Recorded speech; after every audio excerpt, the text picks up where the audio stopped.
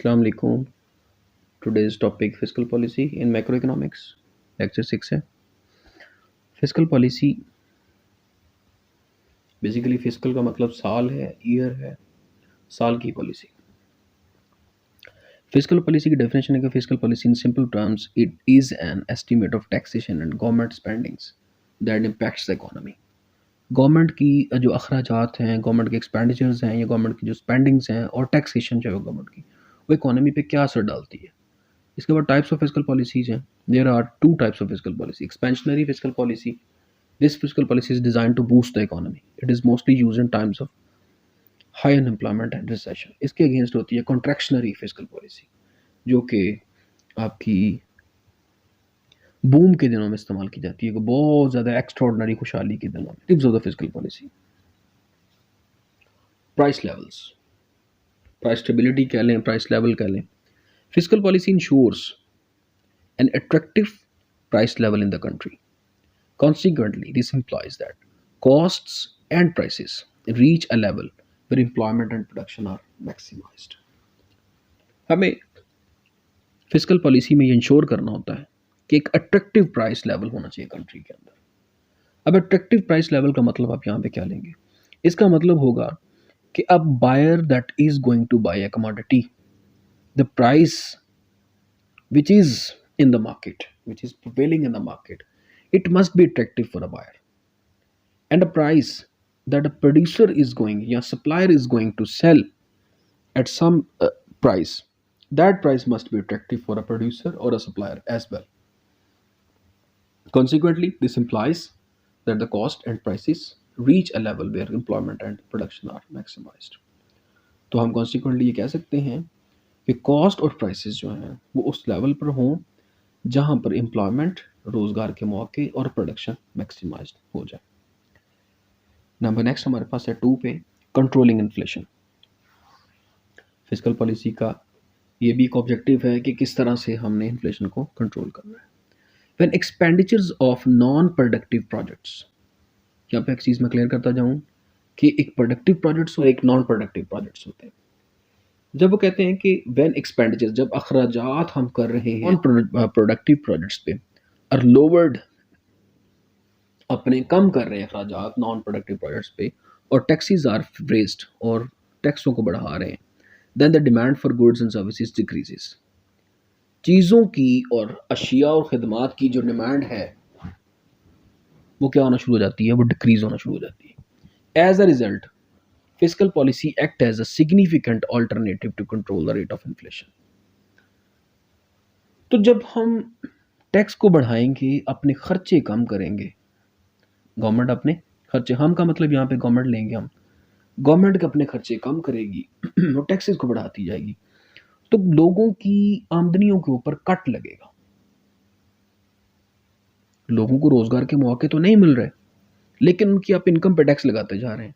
जब उनकी इनकम पे टैक्स लगेगा तो वाई डी, जो कि डिस्पोजेबल इनकम होती है, Y D is equal to होती है Y minus T, personal income minus taxes. Personal income में से आप जितने टैक्सेस को बढ़ाते जाएंगे उतनी ही डिस्पोजेबल इनकम कम होती जाएगी। जितनी डिस्पोजेबल इनकम आपकी कम होगी उतने ही आप क्या करेंगे? कंजम्पशन, आप खर्चा जो है वो अपना कम करते चले जाएंगे। जब आप खर्चा कम करेंगे तो डिमांड फॉर गुड्स जो होगी, जो सर्विसेज, वो मार्केट में डिक्रीज होना शुरू हो जाएगी, क्योंकि आपकी परचेसिंग पावर कम होना शुरू हो जाएगी। तो as a result fiscal policy act as a significant alternative to control the rate of inflation. तो इस जो सिनेरियो को है कंट्रोल करने के लिए फिर फिस्कल पॉलिसी को हम यूटिलाइज करते हैं। Number third, encouraging investment, providing a conducive environment for businesses and consumers, such as a reduction in taxes, encourages investment. हमने दोनों को ही सूटेबल इन्वायरमेंट देना है, किनको? कंज्यूमर्स को और प्रोड्यूसर्स को, क्योंकि दोनों के लिए ही साजगार माहौल होगा तो डिमांड एंड सप्लाई फोर्सेस जो होंगी वो इक्वेट करेंगी। जब demand and supply forces equate करेंगी तो there would be an equilibrium at full employment level. Tax कम करेंगे,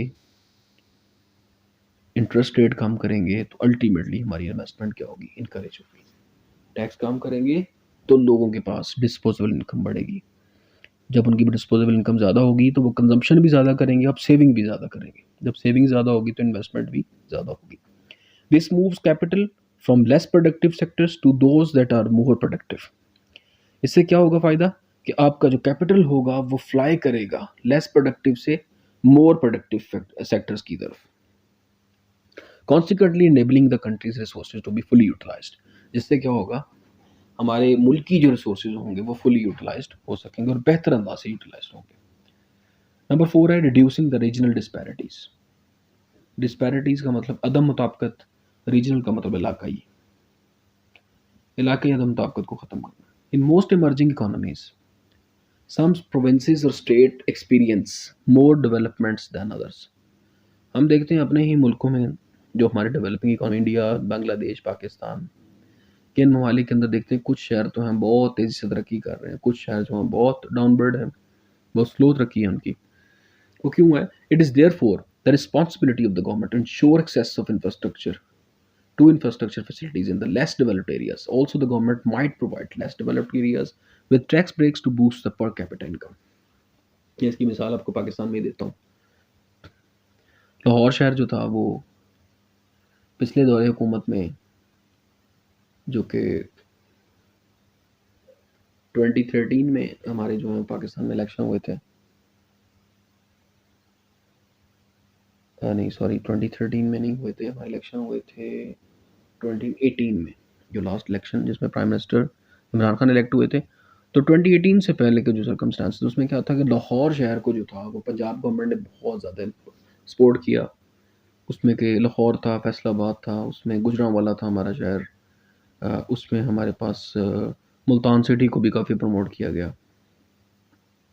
तो बड़े बड़े जो शहर थे उनकी सुनवाई थी काफ़ी। रावलपिंडी शहर था उसमें, तो उन शहरों ने बहुत तेज़ी से तरक्की की, बड़ी रैपिड ग्रोथ हुई वहाँ पे, बड़ी डेवलपमेंट्स हुई वहाँ पे, रोड्स बने, यूनिवर्सिटीज़ बनी, हॉस्पिटल्स तामीर हुए, हॉस्पिटल्स की भी अंदर से कार्डियोलॉजी तामीर हुए, जनरल हॉस्पिटल, चिल्ड्रन हॉस्पिटल्स, काफ़ी एक एक्सेस मिल गई वहाँ के लोगों को ना बेहतर ज़रूरियात ज़िंदगी, सहूलियात ज़िंदगी की तरफ।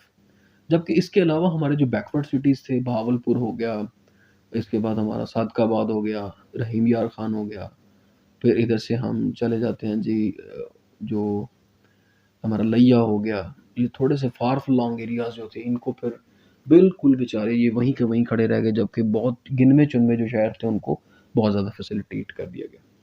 तो फिर फिस्कल पॉलिसी क्या कहती है कि रीजनल डिस्पैरिटीज़ को ख़त्म करें। अगर मुल्तान शहर के साथ बहावलपुर शहर है तो उसको क्यों सपोर्ट नहीं किया जा रहा? वो भी तो बहुत बड़ा शहर है, उसके लिए वो सहूलतें क्यों नहीं है जो कि मुल्तान शहर के लिए हैं। इसी तरह लाहौर शहर है, लाहौर शहर है तो उसके साथ फैसलाबाद भी बहुत बड़ा शहर है, जितनी सहूलियत उनको दी गई उतनी फैसलाबाद को भी प्रोवाइड करनी चाहिए। फिर तो अगर फैसलाबाद शहर बड़ा शहर है तो फैसलाबाद के साथ जो है वो जंग भी एक बड़ा शहर है, पुराना शहर है, उसको भी उतनी सहूलतें देनी चाहिए जो फैसलाबाद को दी जा रही हैं। तो वो डिस्पैरिटीज़ को ख़त्म करने के लिए फिर गवर्नमेंट क्या करती है, टैक्सेशन का निज़ाम लेके आती है। जो गरीब पुअर एरियाज हैं उनको टैक्स ब्रेक्स देती है ताकि वहाँ पे इंडस्ट्री फ्लॉरिश करे, और जो थोड़े से बेहतर अंदाज में चलने वाले शहर हैं, जो बड़े शहर हैं जिनमें बेहतरी डेवलपमेंट बहुत होगी, वहाँ पे टैक्स थोड़ा सा इनहेंस कर लेती है। तो ये तरीक़ेकार जो इनका, और जो बैकवर्ड एरियाज हैं उन बैकवर्ड एरियाज में गवर्नमेंट जो है गवर्नमेंट एक्सपेंडिचर्स भी करती है to promote the employment. Number next, fifth point, increasing industrial and agricultural output. Fiscal policy can influence, in direct or indirect ways, certain sectors of the economy.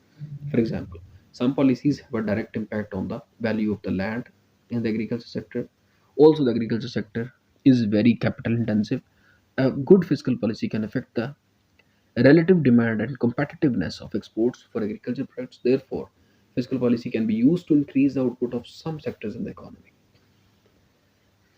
हमें ये करना है फिजिकल पॉलिसी में कि इसको इस तरह से यूटिलाइज करें फिजिकल पॉलिसी को कि जिससे हमें एग्रीकल्चर सेक्टर को प्रमोशन मिले, एग्रीकल्चर सेक्टर प्रमोट हो। एग्रीकल्चर सेक्टर प्रमोट होगा तो अल्टीमेटली रोजगार के मौके आएंगे, रोजगार के मौके में लोगों को रोजगार मिलेगा। लोग काम करेंगे, जब काम करेंगे तो वो अपनी कमाई हुई दौलत से खर्च करेंगे किन चीज़ों पे? इंडस्ट्रियल गुड्स पे। तो इंडस्ट्रियल गुड्स पे खर्च करेंगे तो इंडस्ट्रियल गुड्स की डिमांड मार्केट में बढ़ेगी, जब इंडस्ट्रियल गुड्स की डिमांड बढ़ेगी तो लोग को इंसेंटिव मिलेगा, वो इंडस्ट्री प्रमोट होगी। इंडस्ट्री प्रमोट होगी तो अल्टीमेटली फिर मज़ीद लोग कंज़्यूम करेंगे, एग्रीकल्चर सेक्टर पे कंज़्यूम करेंगे और इंडस्ट्रियल सेक्टर पे कंज़्यूम करेंगे। बाकी जो बचेगा उसको सेव करेंगे, और सेविंग जो है वो अल्टीमेटली इन्वेस्टमेंट है। जब इन्वेस्टमेंट सेविंग जो है वो बैंक्स के पास जाएगी तो बैंकिंग चैनल भी क्या होंगे? मजबूत होंगे, स्ट्रांग होंगे। और बैंकिंग चैनल के मजबूत होने से क्या होगा भाई? मजीद रोजगार जनरेट होगा इकोनॉमी के अंदर। नेक्स्ट पॉइंट है controlling consumption. A country can not improve it's economic position without increasing investment. Investment की फैक्टर है किसी भी इकोनॉमी की डेवलपमेंट के अंदर। कोई भी इकोनॉमी वो है जो है वो इंक्रीज नहीं कर सकती, ग्रो नहीं कर सकती, वो फ्लॉरिश नहीं हो सकती, वो डेवलप नहीं हो सकती जब तक कि उसके पास इंक्रीजिंग इन्वेस्टमेंट्स मौजूद ना हो, जब तक उसके पास कैपिटल फॉर्मेशन मौजूद ना हो। If the consumption rate rises too rapidly then savings and investments automatically drop. Therefore, the fiscal policy comes in and plays the role of supervising the consumption rate. अगर तो वो कहते हैं इकोनॉमी के अंदर कंजम्पशन रेट बहुत high हो, लोग बहुत खर्चीले हो, बहुत ज़्यादा खर्च करने वाले हो।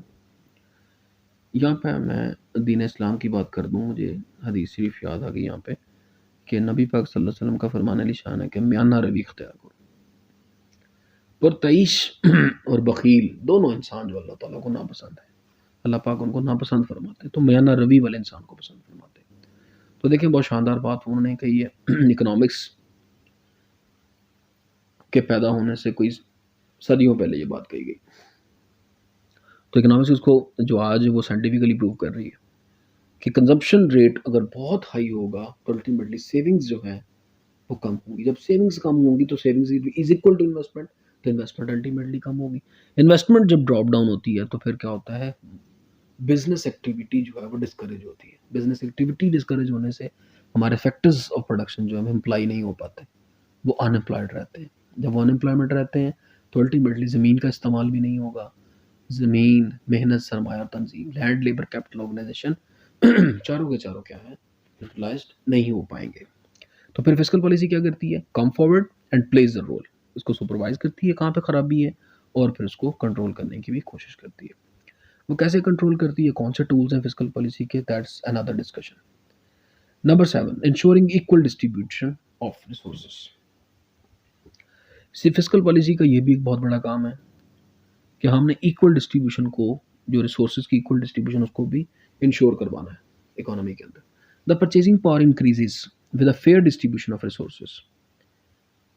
जब आपकी फेयर डिस्ट्रीब्यूशन होगी रिसोर्सेज की तो आपकी परचेजिंग पावर बढ़ेगी among different classes of society. This leads the two high level of production which lower the unemployment rate. मैं इसकी एक मिसाल से आपको बात समझा देता हूँ। अनइक्वल डिस्ट्रीब्यूशन जब होती है, और वो कैसे होती है?